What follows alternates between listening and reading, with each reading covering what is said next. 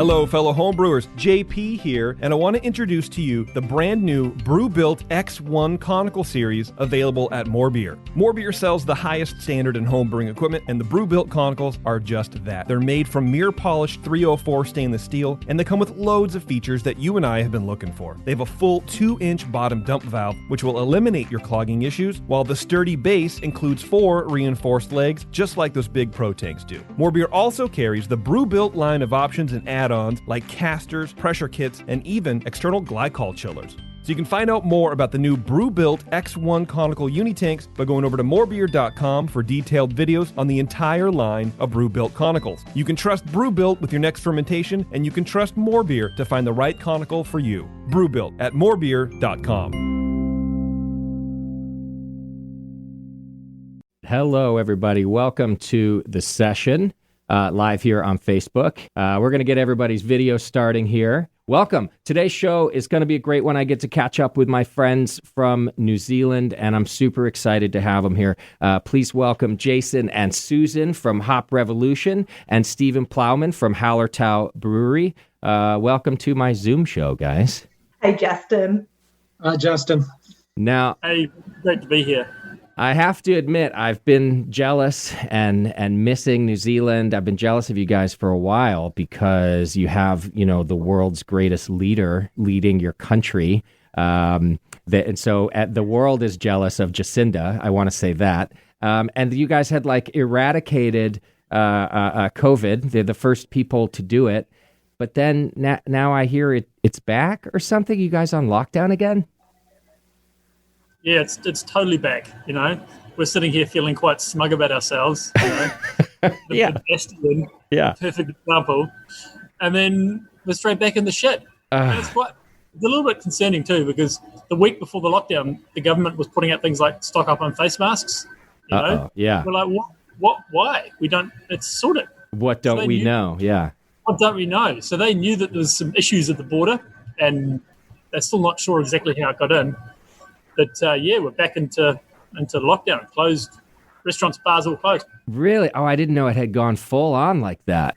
Wow. Yeah, they react quite hard. It's like we've got some cases we don't without everyone shut down. Well, Auckland's level 3, which is all bars and restaurants closed. Okay. But the rest of the country's in level 2, so you can still open bars with social distancing.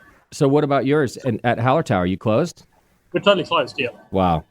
Do you do to-go beer for people or anything? Yeah, we do. And on the weekends, we do takeaway food as well. But to be honest, level 3, all the bottle shops are still open, so people can go out and go to the bottle shop. Yeah. So level 4 was better when all the bottle shops were closed. Our online deliveries went bananas. I see. It's so much better.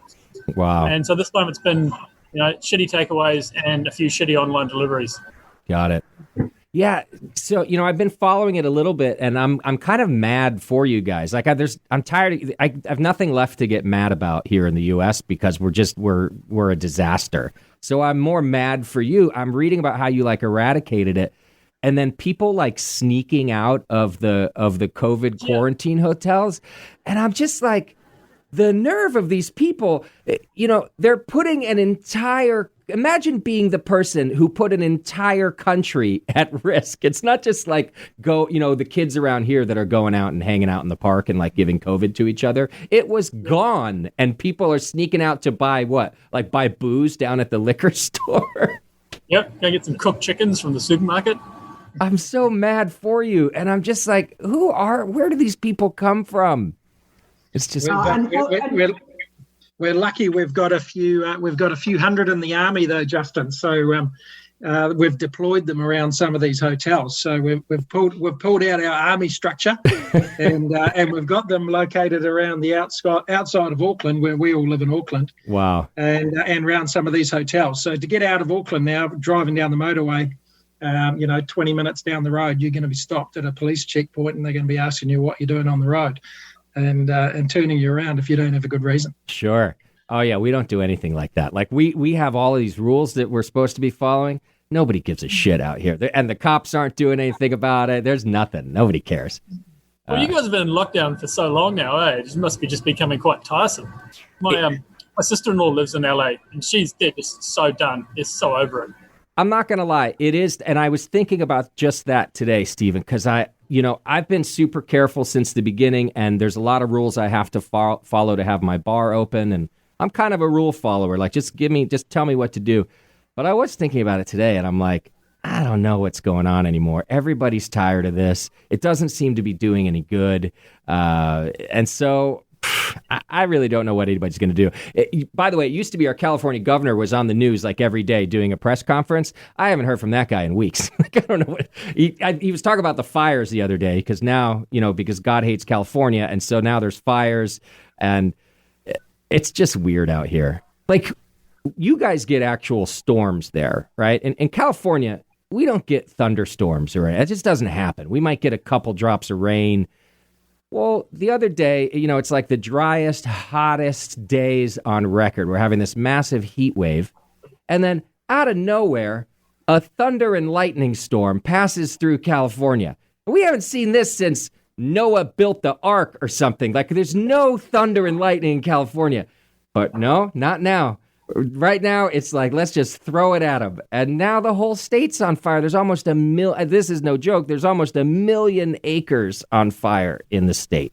It's holy shit. Yeah. I didn't even know that. It's crazy. There's smoke everywhere around us. 7 of the 8 counties in the Bay Area have a massive fire going on right now. Well, technically, Auckland's actually in drought still at the moment. We're having a drought. Oh, yeah. There's water restrictions on. You can't use your hose outside. You can't water blast. But it's been raining heaps. But that's the thing. As soon as you go into lockdown, the weather is perfect.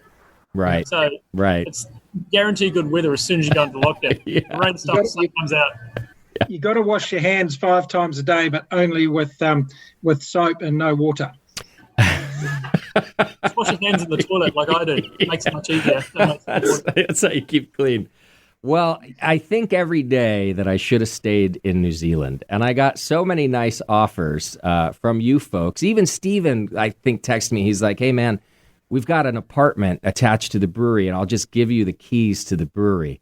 And if there was anything to keep me in your country, that was it right there. Like, that was the and I should have stayed.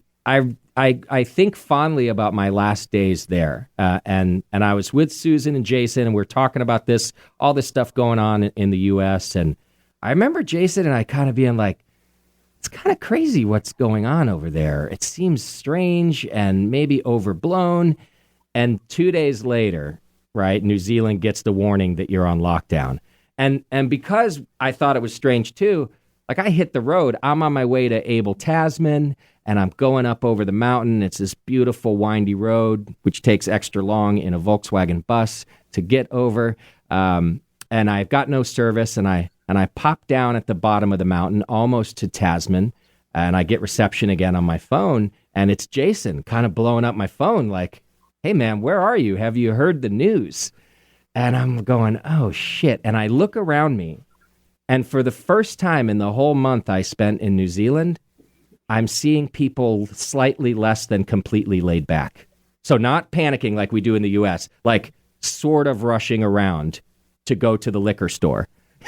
I'm going like, uh-oh, what happened?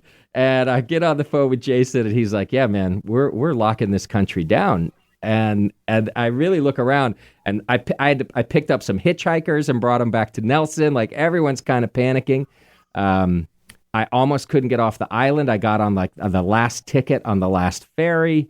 And anyway, it was kind of this weird rush. And if I didn't have to open the hop grenade and take care of my employees, Jason, I'd probably still be living in your basement, I think. Well, after you're in the basement, when we went back, probably about a month after you'd stayed at our house, and you left it immaculate, Justin, I must say. but I just about broke my back putting the recycling out. So I figured you were using the time wisely to do some research on the different craft beers of New Zealand. I absolutely was. Yeah. Well, the liquor store was in walking distance, and they were still open for like a day or two of the week that I was there. And I'm like, hey, I don't know how long I'm going to be here. So I did stock up. But then I thought, well, I don't want to leave this mess of bottles for Jason. I better get through some of this stuff. Yeah, not going to lie. Now, Stephen, I saved your beer and I brought it back to share with my team here. I definitely wanted to bring them back some beer, and everybody loved it. You gave me, I drank the hoppy stuff because I needed to drink it fresh, but you gave me a couple like Imperial Stouts that you had just bottled, I think. Yep. Whiskey stout. Yeah. Yeah. Fantastic beer. So good. Awesome. Yeah. Team loved it. They were really thankful. So thanks for sending me home with beer. No worries. Well, let's get to the good stuff and talk hops. Now, Hop Revolution, of course, is New Zealand's newest hop farm, and I got the chance to spend some time out there, obviously, and some time on the farm. Guys, I do have some video footage to put together for you. So instead of the kind of fully produced, like Justin's experience at the farm, since it got cut off, it's going to be a lot of like just footage of how gorgeous the farm is and how hard you guys were working to get through harvest. So how did your first harvest go? And I guess I mean that in terms of like, you know, what you expected to happen and then what actually happened. What do you think, Susan? It was funny, Justin. I think, you know, looking back in hindsight, harvest seems like eons ago. I've got to be honest, it went better than we probably were expecting. I mean, we were first-time growers, you know, it was our first harvest, and we were doing it on a massive scale. Mm-hmm. But surprisingly, it went really well. And I say surprisingly because now I think I'm well aware of the scale and just how hard it is. We were really lucky. We had heaps of help from experts overseas and, you know, other growers and that. So we definitely had people we could lean on. But it was awesome. I mean, it really was. Seeing it in action kind of blew me away, and especially for your first time. And again, like you Kiwis are very laid back. I would have been kind of pulling my hair out, and I only caught a glimpse of that like a couple tiny times. Like maybe Jason and Susan were a little stressed out, but most of the time you guys just handled it. It's a massive undertaking. Jason, did you come from the wine side, but you know, were there some curveballs thrown at you? Did it surprise you the amount of effort it took to get through this harvest? Yeah, I think there was a lot of curveballs sort of on a daily basis, and I think luckily for Susan and I, we're not mechanical, but we've got some really good guys who are, and they just solve things, you know, just constantly. So sure. We didn't have any large breakdowns or anything. I think the hardest part for us was around the picking decisions and when to actually pick. You know, it was a big garden and we have to pick solidly over a month, but you can ramp that up or slow it down. And of course you make decisions and you've got 20 or 30 workers, you know, people working who have to be scheduled. So if you want to slow it down, then there's all the operational aspects you've got to deal with. But sure.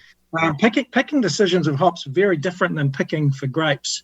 I found, or we found, because they ripen, and then when they're ready to go, they are ready to go. You got to get them in then and there. So okay. I remember walking around with you actually when you were down, and we were going through this, and for first time hop growers, we were getting a lot of different opinion coming in, but at the end of the day, the decision really comes down to me and Susan and Jono and a couple of guys on the farm, none of whom have grown hops before. So that was really tricky. And, you know, I think generally we made some good decisions on that. A couple of decisions we made, probably we would do differently. But the block's so big, you know, it's a massive property, and the terrain across the property means they ripen at different times. So that was the real tricky bit for me. Okay. Well, and like you're kind of saying, you know, you are making those decisions, but really the hops are making those decisions for you. And if I remember right, Susan, because I was kind of meandering my way from the North Island down to the South, and Susan's like, hey, where are you? Because we're getting through this harvest like faster than expected. So it kind of snuck up on you a little how fast they ripened? Yeah, it definitely did, Justin. I think it was that sort of, it was that joint COVID. We could sort of see things potentially unraveling, and we were having to sort of preempt whether or not the farm might get closed down or whether or not people were going to have to stop finishing work. And on top of that, we were trying, Nelson, which is our largest variety that we grow on the farm, that was the last to get picked.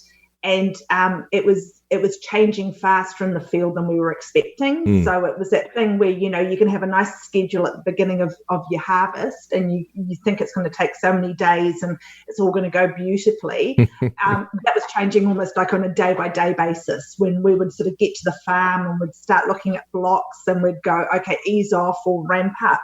And so that's what we were worried, that you wouldn't get down and there wasn't going to be a hop left in the field. Yeah. Yeah, that was definitely the worry. I remember that. I was like, I can be there quickly. And I thought I was going to have to, you can't really speed in the Volkswagen unless it's downhill, but I was going to try. And you're like, no, I don't mean like now. You got a couple of days, but you better get here. Well, look, you were taking the scenic. You did go down, Stephen? Yeah, I popped down. It was supposed to be mid harvest, and it was pretty much all wound up. Yeah. Susan was just cruising around in this sort of semi-ethereal state. There's just quite a lot of chaos going on around. Yeah. And we just hung out and looked at some hops and rubbed some hops. It was really fun, eh? And you could see, how they were aging quite quickly and how they're developing. Yeah. And some of the previous, early pick stuff was, totally gone, and some of the Nelson 7 was really coming on nicely. Yeah. One of the surprises we had was this varietal Pacific Sunrise that we're growing, which was supposed to be a late variety, and it's never been commercially grown before, so we were the first ones. Susan spotted an opportunity there a couple of years ago, and so we put it in the ground, and we thought it was going to be late after our Nelson, so we're expecting it to go Motueka, Rewalker, Nelson, and then Sunrise at the very end. But it came on faster and faster and faster, and so we ended up picking that actually before our Rewalker. And that for us was another, that was a very pleasant surprise. Mm-hmm. But our Rewalker plantings, we've gone pretty extensive on Rewalker across the property, and that is an expensive hop, that one. It's a good one, but it's very, very temperamental and tricky to grow. Yeah. And, and you'd see, remember from when you were walking around some of the blocks, the baby blocks, that really tough to get going in those early years. So that was the biggest challenge, and I guess disappointment for us, not to really get a good crop out of our Rewalker. And we had to short people that we'd, contracted with and that we'd promised hops to, which we didn't like doing. And sure. We felt really bad about that end of it. So our Rewalker, we're really going to crack that this year. We've got all sorts of good ideas, or Susan does, haven't you, Susan, about how we're going to get that one going. But the other varietals, the Nelson, the Sunrise, and the Motueka, all produced in both volume and quality much better than what we'd been expecting. Like, we expected it to be good quality, but when you get a good volume year and a good quality year, we were helped with the climate. The conditions this year were amazing. So, the whole district produced excellent hops. But for a first year crop, it gave us a lot of confidence. Yeah. For next year, and a lot of learning. So overall we did about 200,000 pounds off the property, and that's about 10% up than what we were hoping to get. That's great. Even though Rewalker was short and the others are a bit above. So I think overall we gave ourselves a passing grade, but we know that we can take a lot of learnings into next year. Sure. Of course. And I know Susan's quite the perfectionist. She's a bit like me. So, and I remember our first interview, Susan, it's the Rewalker we talked about. And I was like, you're a little crazy right now. Like, why are you picking the hardest one on earth? And you're like, nah, I got this. I got this. And you did. I'm not saying you didn't, but, Let's go back to a year ago, Justin, and give that Susan a talking to, because we did not do well. But in saying that, the small amount of Rewalker we picked, we've actually, we've got hops out to our brewers in the States, and the first Rewalker featured beer was released last Friday. So cool. Hop Butcher up in Chicago did a Rewalker Citra Hazy, which, they were just raving about. I'm still waiting for my beer to come back to New Zealand. So I guess the feedback about what was produced was outstanding. Sure. And now it's a volume game. We just have to try and crack it the second year. Sure. Well, and to be fair, it was worth the effort because it is a hop that people want. So I really think like, hey, let's just roll the dice and see if we can get it because people love the hop. So Brewwalker is quite a famous hop in New Zealand because it is most loved by the brewers and most hated by the people that grow them. Okay, yeah. Like hop growers just hate it because you have a good season, everything's sweet, and then the next season they just shit out. Wow. Just can't get the crop, and the growers are like, "This is a waste of time. I'm not making you money." And the brewers are like, "We don't care. Grow more. We want more. Yeah, grow better and more." So I should stop listening to you, Stephen. That's the take home. You should. I mean, I'm all about me. I'm not so much about you guys. I hope our shareholders aren't listening to you at the moment, Stephen, because they'll be cringing. Yeah. So if anyone can crack the Rewalker, it's you guys. I'm supremely confident you'll nail it and get some volume. Yeah. Thanks for the vote of confidence. Yeah, you're good at dealing with temperamental things, Susan. I've met your family. You can handle this. You got this.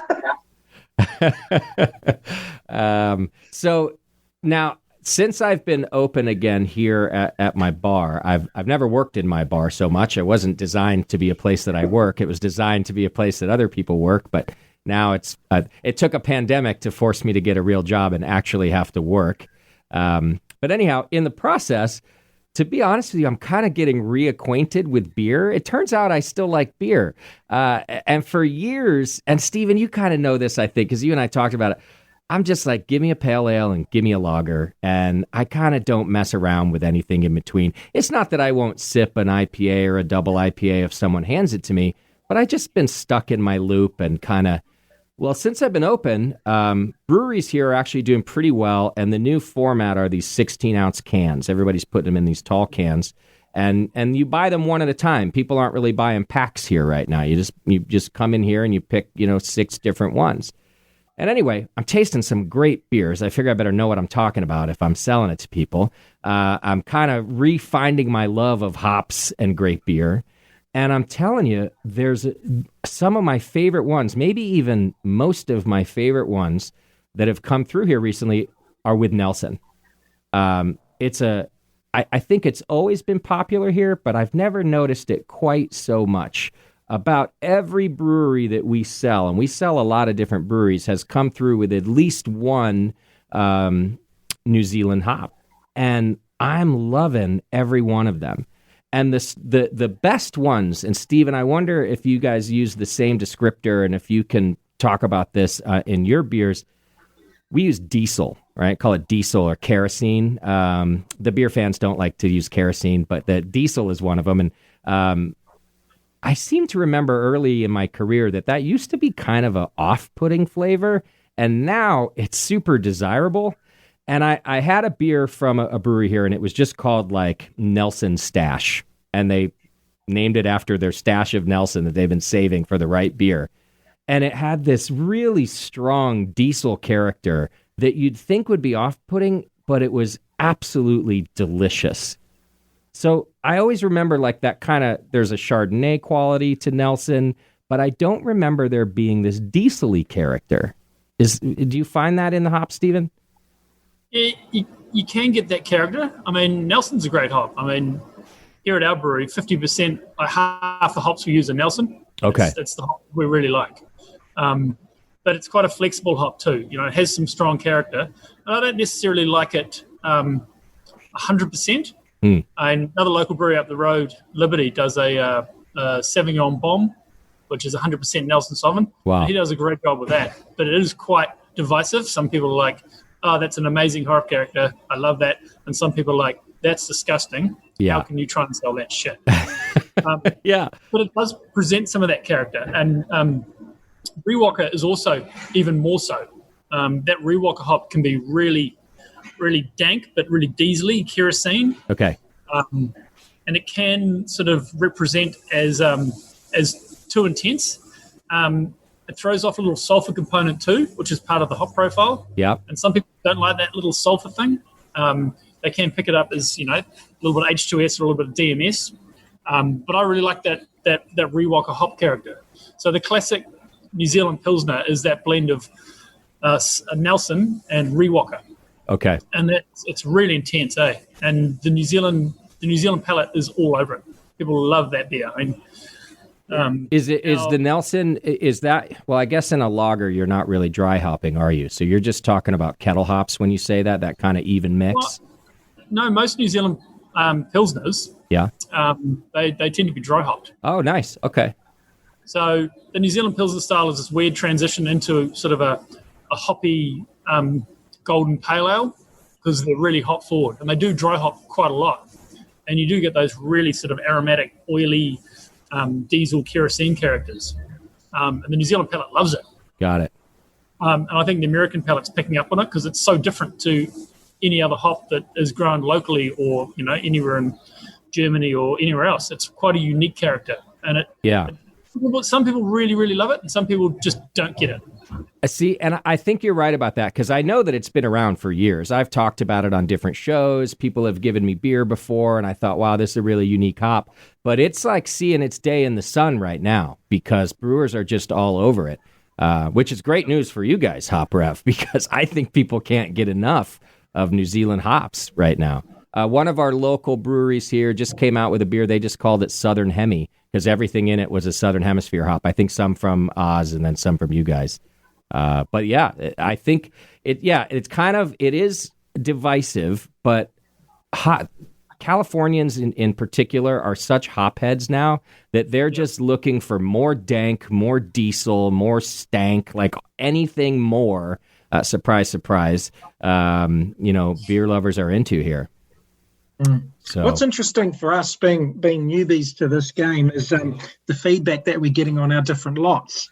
And so we did a number of different lots on our Nelson, and you'll get brewer feedback which is amazingly positive about one lot, and then they'll rank another lot as their last pick, and then the next brewer will be exactly the opposite of that. Right. And it makes it really difficult as a grower when you're looking at, well, did we do this well or didn't we do it well, when you get that divisiveness. And I guess it's the style that the brewer's trying to create. Sure. But we get some amazing feedback on quite different lots. Yeah. That's kind of my experience too, even in interviewing brewers. Some of them, hop selection is super important. And frankly, you really have to know your beer inside and out and be able to plan it before you ever, plan it in your head. I mean, plan it on your palate before it's ever made, I think, to make those strong decisions. For example, I could go in and just tell you which one I like just based on how it smells, but I have no idea how that's going to come out in a finished beer. And I think that's where you end up with that difference of brewers that are like, no, that lot is the one, and the other one saying that lot is the one. Yeah, and that's exactly right, Justin. That's one of the things I'm sort of struggling with trying to make on-farm decisions from feedback from brewers is it depends on how they use it. Depends on where they use it. How much are they, dry hopping with, are they putting it in the kettle? And then you get this combination effect where, you put two hops together and you get a different flavor profile. So, it's not a homogeneous product at the end of the day if I give the same Nelson to 10 different brewers. Sure. As time goes on, I found this, I think it was Vinny who was telling me, he pretty much knows like certain hops come from this lot every time. Like your plots of land will repeat themselves, right? They'll have their own signature. And over the years, certain brewers, Steven might end up finding like, oh no, that hectare over there, that's the one I want every time. And that's something that's what Hop Revolution is doing. Like previously, buying New Zealand hops, it's all a co-op. So all the hops get grown by the growers and they just go into the mix. So you've got no option to select different farms or different harvest times. I see. Whereas the Hop Revolution guys are coming in, they're saying, well, we're going to give you the options. We're going to keep all these packages separate. This is Nelson from here, it was harvested this date, Nelson from there, harvested this date. So you actually go down and look at the individual packages. And as a brewer, you can go, oh, okay, I like that character. Yeah. I want to do for that. I'm going to see how that turns out in the beer. And then going forward, I can make decisions about what hops I like, when I want them harvested. And this is the first time in New Zealand we've had the opportunity to do that. That's crazy. So it is really exciting. And all, it's it's a logistical nightmare down the track. So our partners at Mill 95, I mean, we sent out brewer caps to, our foundation brewers, and they came back wanting, certain volumes of certain lots. And Jason and I sat here at home in New Zealand and sort of Zoomed them as they were tearing their hair out, working out how to get those brewers what they wanted. Right. We possibly underestimated the complexity at that level. And look, we can't thank Mill 95 in Idaho enough for they took our bales and they did everything after that, including getting them out to the brewers now. So wow, yeah. We got off pretty lightly. Yeah, no, that's excellent. Mill 95, you said Idaho, right? Yeah. That's where we palletized. So, yeah, we had best laid plans of brewers coming down from around the world. Those ones that came early could get in, when in your timing in early March. But from the 20th of March, we were in total lockdown, so no one could fly in. So most of the brewers didn't get to visit the farm, but they wanted to, and that's what we had planned out, was going and walking the blocks, talking about the different lots, and then allowing them to do selections there on the farm. Then, of course, when COVID hit, we thought, well, they could at least do it up in the US. So we'll get the bales up there and they could go and do lot selection with pallets at Mill 95. But of course, that stopped as well. Yeah. So then we were just sending them all out. But it's been pretty cool, actually, how everyone's adapted in the industry around these challenges and helped each other. And, we've had a huge amount of help in freight and cold store and logistics and up at the mill, and just sort of helping us out, because Susan and I can't travel, and this year was going to be a big year of traveling, meeting people and being in the market. But yeah, we've had some great help, and brewers have been pretty understanding of our logistical challenges that we've had and how long it's taken maybe to get samples, and people have just been really supportive, which is awesome. Yeah, that's great. And you got to be understanding, it's your first time. Not only it was already hard enough. I remember thinking this as I left you guys, like it was already hard enough what you were doing, and then a goddamn pandemic to throw a wrench in things. If you were U.S. citizens, y'all would have had heart attacks by now. We stress out about this shit. You guys are like, well, I guess I'm going out to the island to hang out for a little while.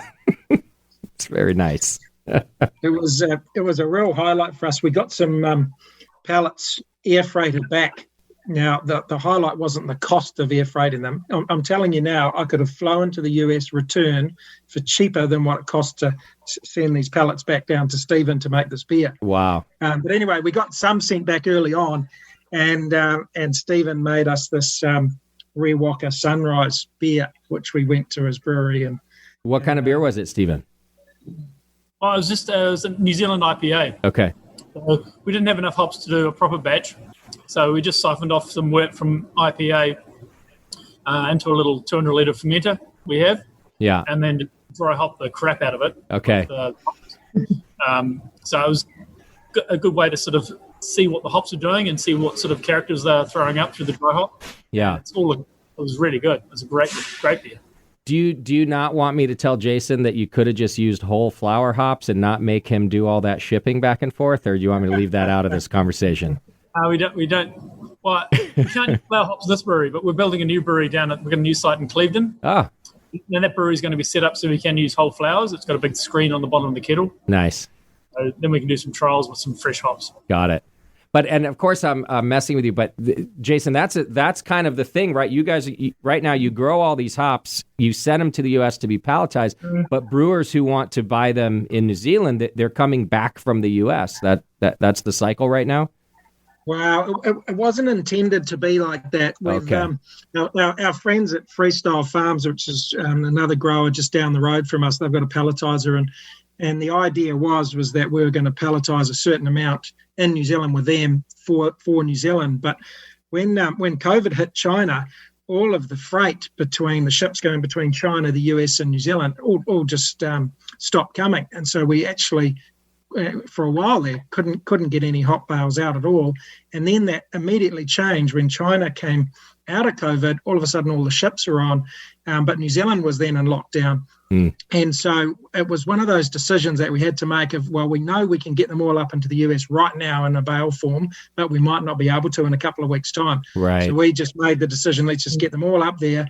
Then at least we know we can put them into pallets and be in our closest market or our biggest market. Sure. So that's what we did, which was unfortunate in some ways because we don't have any pallets here in New Zealand unless we air freight them back.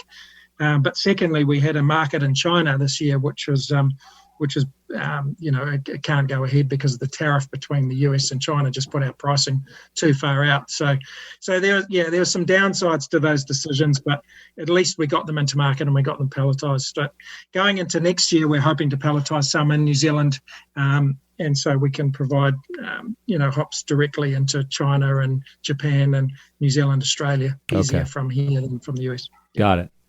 So Nelson being the biggest crop that you and the most output that you had, Stephen, can you tell me what sticks out the most about that hop? So for brewers out here that might be able to get a hold of that, what characteristics kind of stuck out to you? Well, it's quite an intense hop. Like it carries a lot of fruity characters. Okay. And it blends nicely with other hops. It sort of pops other hops, especially in the dry hop. Like even if we're doing like an American IPA, we'll check, 10 or 20% of the dry hop as the Nelson, and it really sort of emphasizes all the characters of the other hops and really creates a really massive hop profile. But it still has drinkability. It's a really smooth hop. It's really delicious. It's definitely the favorite hop we have here. We use it all the time. Our pale ale is mostly Nelson Sauvin, and our IPA is mostly Nelson as well. I had both of those. They're great beers. And it's just a really wonderful hop. Like on its own, it can be a bit intense, can be really full on. Yeah. But as an addition to some other hops, New Zealand or American, it really creates delicious profiles. Okay. So Susan, I know that some of what you guys grew was already pre-contracted and such. Can brewers still buy the Pacific Sunrise? Can they still buy any of the Rewaka out here? Like, what's available to brewers? Rewaka totally gone, people. Sorry. There is none around.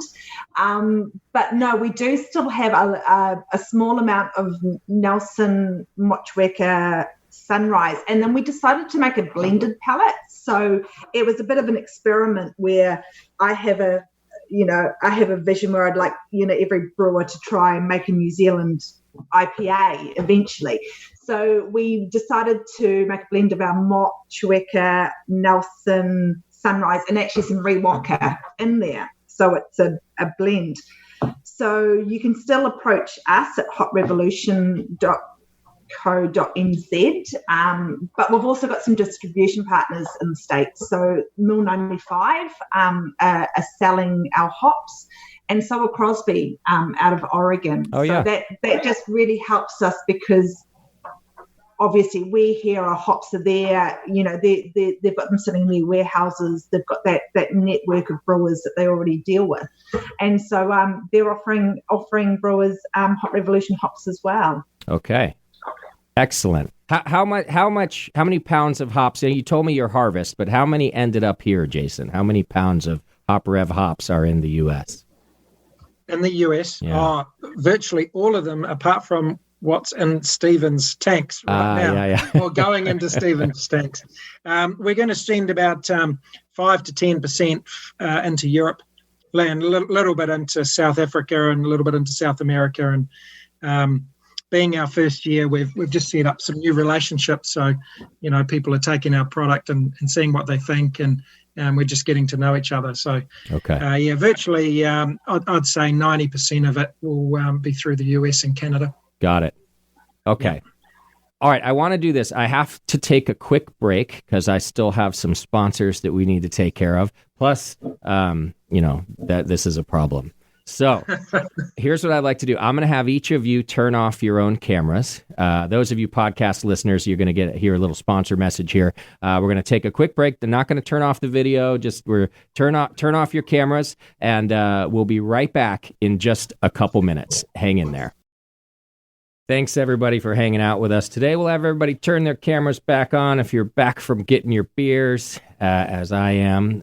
Stephen didn't have to go far. He's right there in the brewery, so that's good for him. Yeah, very nice.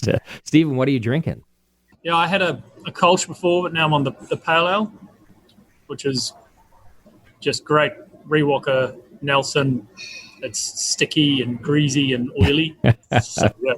Beautiful. Very nice. Susan, I haven't seen a beer in your or Jason's hand, though, No, I'm drinking. So I'm drinking, it's actually a Liberty Pale Ale, so down the road from Stephen, one of their beers. And I've got a Sawmill Pilsner, but I don't know what the hops are in this. You'd probably know, Stephen or Susan, being your local Susan. No, I'm not sure what's in that one. It's a good drinkable, because you've got to understand it's daytime here, Justin. We started at 1 p.m. Oh, that's right. It's COVID. Day drinking is fine. Yeah. Yeah. It's got a little bit of, I think it's Mott and Rewalker. Got it. I had Sawmill too. Yeah, when I had to do my U-turn from Tasman to go back, where all the Kiwis were running into the liquor store, like I got there just before the line. When I walked out, 5 minutes later, there was a line around the block. I stocked up too. I put whatever I could fit in the bus because I thought I might have been stuck in the house in Nelson. And basically every time I got gas, every stop, I didn't really get food. I just bought more beer the whole time. Now, Stephen, one thing I did tell people when I came back here was, they were asking how the beer was in New Zealand. And I'm being honest when I say, I'm really not exaggerating. I did not have a bad beer in your country. And I think you guys have a really advanced craft beer scene for as young as it is, right? You guys are relatively new to craft beer in relative terms, but it's like you started up here. Everybody's brewing great beer there. Yeah, well, we're lucky in New Zealand with it's the classic craft brewing scene and culture, where it's 90% dick free, and everyone talks to each other, everyone helps each other out. It's a really nice community feel. We get together and talk, we help each other out, hook each other up hops, malt ideas. So people do talk, and I'm very open with how I make the beer. When I was lucky, I actually learnt my brewing in West Australia. So I spent a lot of time in a brewery called Feral Brewing out there. Oh, yeah. I've been there. Brendan Varis. Yeah. So he's a legend brewer. He's really good.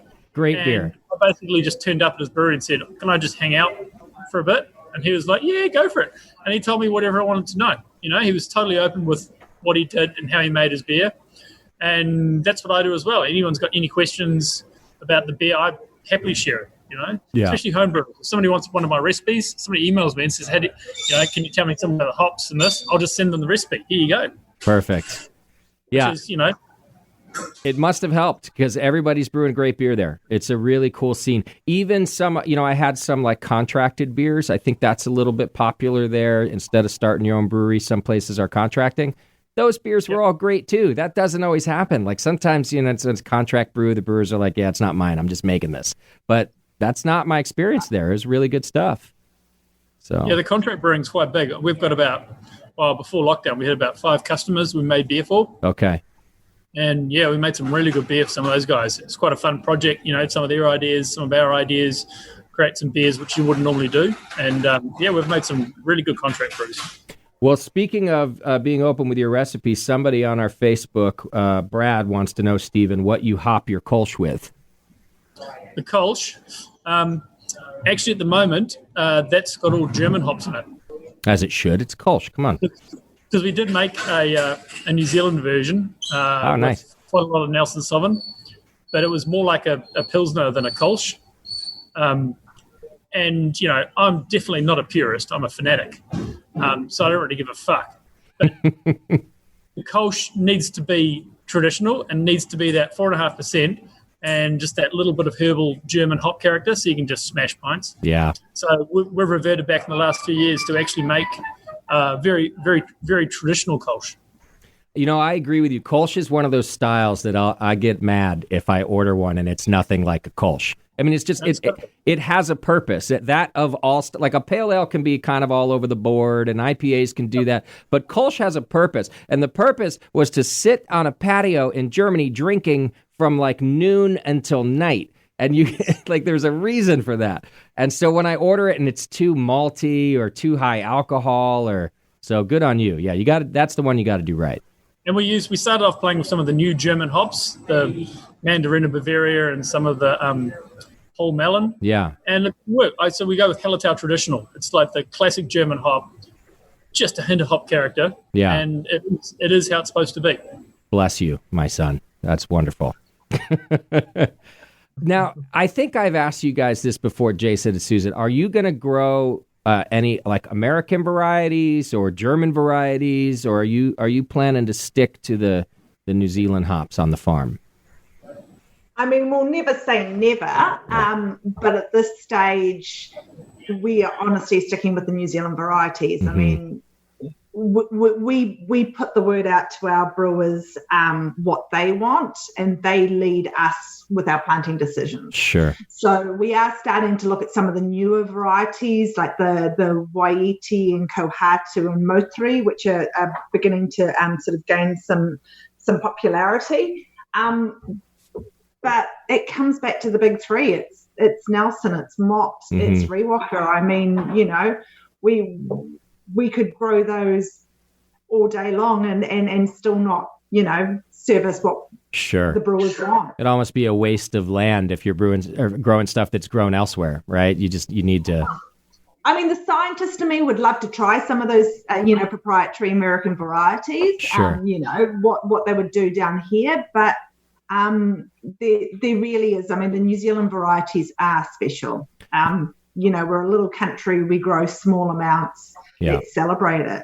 Yeah, absolutely. Well, okay, speaking of the scientist in you, what about developing your own new varieties?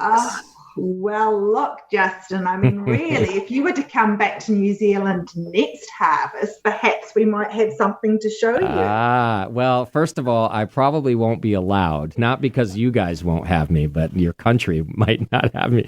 Listen, I told you guys already when I left, you're stuck with me now. I would be there every single harvest if I'm allowed to do so. So, Susan, should we be looking forward to a Nectar Susan hop? Oh, look, who knows what we could call it, Stephen? I mean, the possibilities are endless. No, look, ultimately, that's the long-term project for Hop Revolution, is to see what we can do with our own proprietary varieties. Cool. But, anyone who knows hop breeding is not an easy task, and it's not a fast task. So, right. We'll be older and grayer by the time that's reality. Yeah. It's a work in progress. Yeah, they're like 10. I know it's like 10 years to develop. We'll probably be doing hologram videos by the time then, not just Zoom anymore. We'll probably still be in COVID lockdown then. I mean, who knows? That could be the case, at least in California, probably. Well, what else? What about next year? I mean, you guys must already be planning for that. It's right around the corner for you. And I mean, let's just forget about COVID as much as we can. I'm sure you're making some plans for that. But are you growing the farm already next year? Are you making major changes? Talk to me about that, Jason. Yeah, well, this year we harvested from about 70 odd hectares from the farm, and it's a 115 hectare farm. So next year we'll be harvesting from the whole farm. Okay. So that's a big step up. Yeah. And we've got another farm we're developing called Wairua, which is just a few kilometres down the road. When you were there, it would have just been been a lot of earthworks, but now we've got plants going in the ground and pole structures going in and so on. And we'll harvest from about 30 hectares of that farm. So what, 70 or 80 acres next year. And then the following year, harvest 2022, will be when that fully comes on stream. So we're building another major hop shed, similar size to what you came through that we've got at Tapawera. We're using a mixture of of locally engineered Dan Hauer version picking and cleaning equipment and wolf drying equipment, which we found really good last year. And so, that's a big project for us, which we'll go through for another 18 months to do. Wow, yeah. And we're also looking at contracting on another 2 farms. So, the development stage is, we're really only just starting. We think there's quite a lot of potential here, and we're just identifying properties that we believe will be great hop growing properties. Sure. And, there's actually, we're building the team, we're recruiting people. We're continuing to believe that beer will still be drunken. The world won't fall over. Yeah, and we'll get through this one way or the other. So, sure. We're taking a pretty optimistic view on life and long-term views on these sorts of investments. They're big projects. So, they're 30, 40-year plays. So, sure, we're not letting what's happening right at the moment really dampen our spirits. And to be fair, we're still seeing really strong interest. I thought when this first happened, we were thinking, well, is this going to fall off a cliff? Are our customers just going to close up? Yeah. But that hasn't been the case at all. And I think there's a lot of adaptation that's happened and a lot of optimism. And we get emails through super positive from people who we know must be doing it tough, Yeah. And so I think, as Stephen said, the brewing community works well together and looks after each other, and customers are still drinking. We've done our fair share of drinking through lockdown, and what happens? I think everyone's an alcoholic now and put on, 10 kilos. So yeah, I've been saying, like, years from now, when we're talking about the after effects of COVID, one of those after effects is going to be liver disease. Let's be honest. We're going to find out much later that there were other side effects to the COVID pandemic, to lockdown. It's interesting to watch breweries, like you're saying, that there's still this a lot of positivity and a lot of interest in the hops. I know breweries around here that are doing better than ever, and not just because we're all drinking a little bit more, but in some ways because we've been, the royal we have been forced to evaluate our business model, evaluate our consumer, and get better at bringing beer to them. Stephen, I see you shaking your head at it is interesting that necessity is the mother of invention, right? Like that the old adage is true. You just start to figure out how to do it better. Yeah, it is. It does sort of kick off some new ideas and how can we do this better? When you get a bit of downtime, especially. Yeah. You do think, well, what are we doing? What's the best way to do this now? And how we can get better beer to the people. I mean, this second lockdown, I was actually, it was pretty tough, because we're feeling quite positive, and all of a sudden, you're back in it again. Yeah. I did listen to your last podcast, Dave from Flattail. Yeah. And the shit show he's been through. Dave's always a shit show, by the way, but yeah. That made me feel a little bit better. And there is adversity, but that sort of, if you can come through it and be better and stronger and smarter, it'll create your business. Your business will be stronger getting through this. And there'll be some casualties, of course, and nobody wants to see that. But yeah, others who just really stick with it and try new things. I mean, I think I said this on one of our previous shows. For a couple of years, our sales here at the bar were declining a little bit and moving over to our to-go sales. And we make less margin on the to-go sales. So I was kind of fighting against that. I was like trying to figure out how to get people to stop buying as much stuff to go. And I realized during this time, what an idiot. Like, I'm doing this backwards. Instead of fighting against consumer trends, like, why not help them do it better and do more of it? And that's really what's happened now, because most of our sales is to go. And sort of embracing that was the right move. And so I learned a lot about myself. Like, I don't just get to will people's, what they want. I'm too old to have learned that now, but I just did. And I think I'm better for it. And I think the Hop Grenade is better for it. And I think our customers are happier for it. So anyway, that's kind of what I mean. You guys are definitely going to have to keep growing hops, and all of the brewers here and shops like mine. I don't think we're going anywhere. We're just have to evolve a little bit. Totally. Yeah. I think I'm going to start shipping beer soon. We're allowed to do. I didn't even know I was allowed to do that. I had to figure that out. But my license allows me to ship beer throughout California. So. Oh, only California, not New Zealand. Only California, Susan. But as long as no one's listening or watching this, I'll ship you some beer. That's no problem. Susan, River well. Yeah, we could do that. Yeah, how did you like your Russian River? I brought you some, Stephen. Dude, I love that beer. You took the STS, right? The pills. Yeah, yeah. I waited till everyone was out and I could just enjoy it in peace. Yeah, that a boy. Yeah, don't share that. No, you got to have that. No. Susan, you and your family were supposed to be with me on like an RV trip by now, actually. So look, Justin, the kids talk about you. I had to kick them out of the house with my husband because they wanted to be part of this. Once they heard that you were going to be on here, I'm surprised that you were still up for that after spending time with my family. I love your family. Carrie's my dude. Susan's husband, Carrie, is my dude. And I want to point out, as we're wrapping things up here, you can see just behind Susan there is a pinball machine. And folks, that is a Appetite for Destruction official pinball machine, a Guns N' Roses Appetite for Destruction pinball machine. Your family, you're all my hero together as one. You're my hero. Look, we make wise investment decisions, Justin. What can I say? That's our retirement fund. So, look, we had so much fun hosting you, and I desperately hope that, Harvest 2021 looks different to what I'm thinking it could look like. Otherwise, we're all coming and seeing you. Yeah, people are allowed in here. We're just not allowed anywhere else. For the first time in history, the U.S. passport is useless. So we're getting a little taste of our own medicine, I think. Maybe it was just time for that. And Jason gave me a bottle of, apparently it was one year voted the best wine on the planet or the universe or the Milky, I forget. Literally, you won this astonishing award, and I haven't opened it because you and Poppy told me I had to share it with somebody, and I don't do anything right now except for work and sleep. So it's sitting in my RV wine cellar, which is a fridge.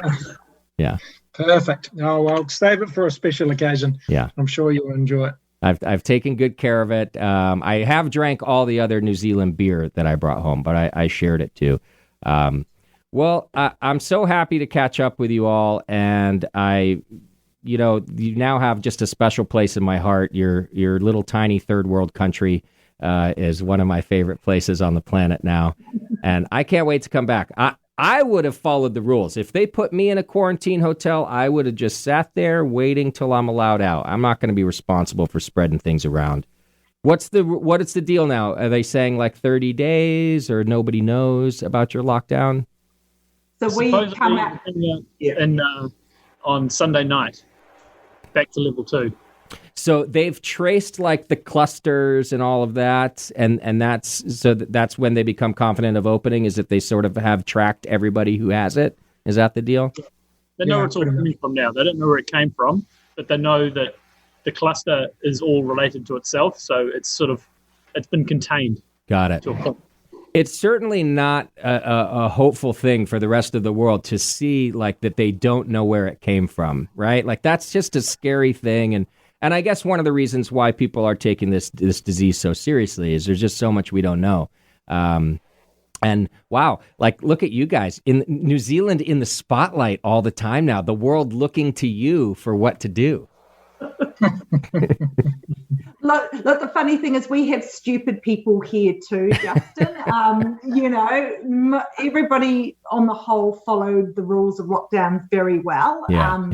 But we're just coming to the end of our second week of lockdown and homeschooling. And I know Stephen's got kids that he homeschools.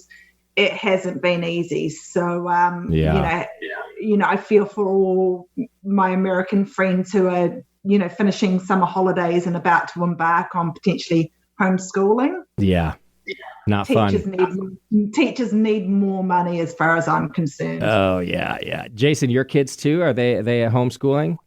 Well, no, our kids are in lockdown in another part of New Zealand, and we can't get down there, and they can't come here. So I've offloaded them to my cousin's dairy farm. So they've been down there milking and doing all those fun things. But those kids still work.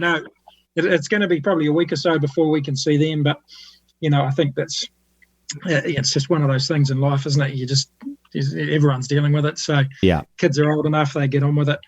But no, hopefully we'll all come out of this and things will be a lot more positive next March, and we can have you back down, Justin, because we really enjoyed having you down. It was good fun. Can't wait. It's you guys are wonderful people out there. Everybody I met was just great and such a cool country. And I'd like to do it again as soon as possible. So thanks to the three of you for doing the show with me today. I also want to say hello to Marlise, who works for you, who is just a wonderful human being, a very nice person. So I wanted to say hi to her. I hope she's doing all right, and your whole team there. Stephen, can't wait to come back to the brewery. Or, you got to, if we ever have a craft brewers conference again, you got to come out here, Yeah. And say hi to JP from me. I will.